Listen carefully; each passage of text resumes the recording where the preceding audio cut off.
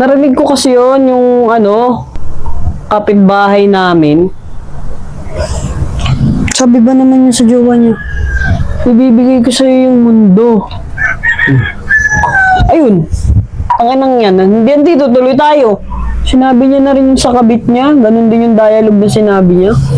Sinabihan ko na nga, nakiusap ako, sabi ko, "Uy, baka naman, ibigay mo naman sa akin yung parte ng Cavite kasi paano yung pamilya ko?"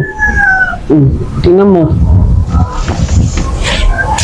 Kaso madamot siya. Kaya naman pala tayo nandito. Hindi niya binigay. Sugapa ulo naman pala yan. Amo. Ihiwalay din yun sila ng jowa niya. Kaya parang naglalaba lang ako, di ba? Tapos pag blink ko, nandito na ako. Hindi ko tuloy natapos yung labahin ko doon eh. Napakadamot naman yung kapitbahay mo na yan. Saan mo kami dalahin? Sira ulo.